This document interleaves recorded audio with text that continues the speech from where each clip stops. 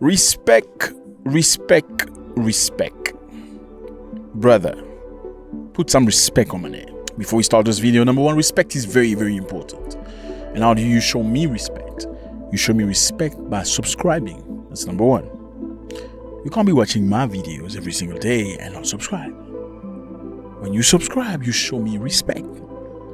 So please click on the button, subscribe. Number two, how you show me respect? You click on the up finger button. That's how you show me respect, oh my brother. I'm saying respect, but respect. Well, respect sounds more like it's respect, American. Respect. Respect. Respect is very important. I mean, everybody loves to be respected. I think respect is a currency. The best way to get somebody's attention, you show them respect. Or respect. I'm very confused now. Respect and respect. Anyway, the best way to consider somebody is via respect. You need to respect people to get respect back. I respect you. That's why I'm here every day pushing it for you. I understand there are other things, but yeah, I push it for you because I know you come every single day. So I don't want to disappoint you. I want you to come with positivity, happy to find good things, because I know you're going to find good things here. There are thousands of videos on YouTube, but you choose to come here because I know, number one, not just you like me, you respect my view. That's why you come here, because you know what's going to come out of my mouth is going to be something that makes something solid. Okay, so we are in Niger. This country right here, beautiful place, lovely people. Respect is everything. Okay, respect is very, very important. Niger has ordered 3 Chinese oil officials. Please, if you subscribe, please don't click on the button. Okay, I'll be to that. Thank you and like. They've ordered 3 Chinese officials out of the country. This is Niger. We've spoken a lot about Niger. We're going to speak about countries that are doing good things in the motherland. They've chased out 3 officials of Chinese nationality. They've ordered 3 Chinese officials working in the oil sector to leave the country. The Chinese officials were given 48 hours to leave the country. They have left today. Now, the question you're asking yourself is, why have they ordered them out the country? They've ordered them out the country over a dispute for local staff pay and the pace of work on project. Let me repeat myself. They've chased them out of the country for the pay they're giving the local people. They dispute over pay, okay, over salaries, and for the work pace they are forcing the people to do. What does that mean? The government is looking after the people. Unlike what used to happen in the past and what still happens in many African countries, a foreign company with foreigners cannot come into the country and impose the rules and mispay the people and mistreat the people like they used to do in the past. Well, I mean, alternatively, they could have said, okay, let's have a meeting. Why are you mistreating the people? Why are you not paying your people appropriately? They didn't do that. They asked them to leave the country immediately. This is respect, my brother. That's how you make yourself respected. Unfortunately, Africans cannot do that. In many African countries, it's sad. I mean, you go to some of these countries here, Congo, DRC, you go to Abidjan, which is Côte d'Ivoire, and some other countries. Show on the map. These are, if you go in these countries, you as an African, you have nothing to say to a Lebanese. A Lebanese can slap your face. No, I'm telling you the truth. You can double check that. A Lebanese who doesn't like your face can just slap your face. Idiot!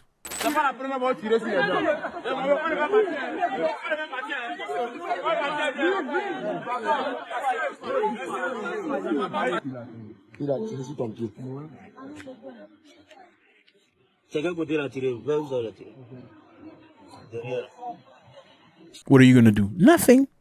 If you take him to the police, they're probably going to act like they're writing some notes and that's it. It's over. Well, you dare beat the Lebanese up because he beat you up as a self-defense. Trust me, they're going to take you to prison. Why? Because when the Lebanese and the Chinese come into the country, what do? They go see government people first. Number one, they see a general, okay? Give the general money. For what? For protection. They know they can do anything they want to any civilian. If you open your mouth, he's going to call the general on you. And guess who's the general going to be on the side? He's going to be on the side of the foreigner, not for you. They're going to contact somebody big in the government. Maybe the government. Give him, few tens of dollars, whatever, for protection purpose.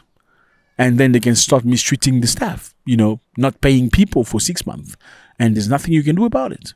Your protection is not insured. This is sad in many African countries today in 2025.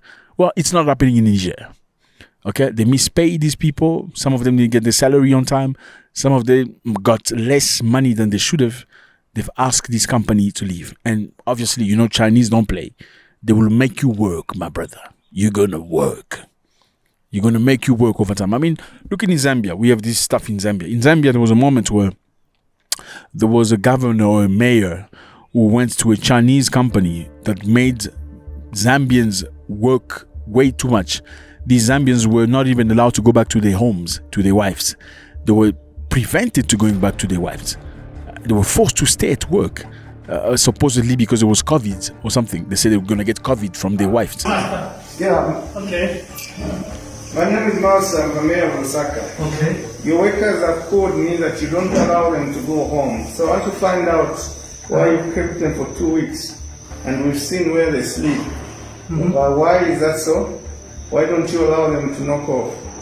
No, they are no. We're not allow them to go home because the corona issue. The corona issue? Yes, we need to take care of them and the country, How about their wives? Uh-huh. Who take care of their wives? Don't you know it's wrong to stigmatize? You understand what? So they were forced to stay at work by Chinese nationals. And this mayor that I applaud and went to the Chinese company and told them, you cannot do this.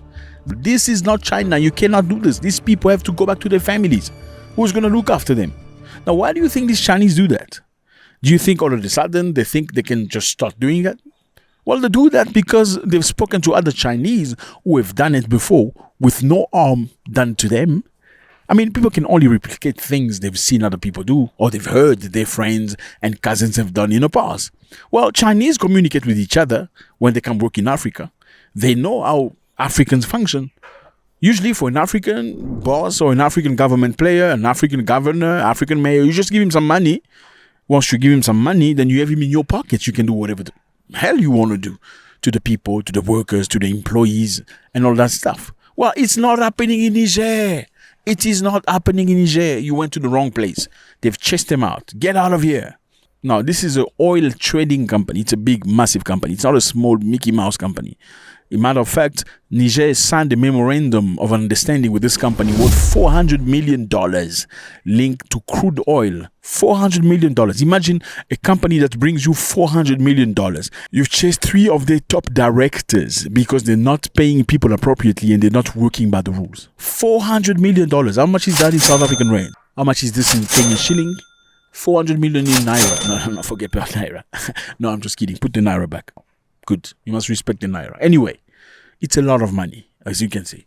Now, if a company brings you $400 million, are you going to be asking them to adjust themselves because some dude out there is complaining about his salary? No, you're probably not going to do that. The majority of people won't do that. They will say, okay, it's just 1, 2, or 3 workers that are not very happy, but 400 million is a lot of money. Well, Niger is not doing that. They're looking after the people.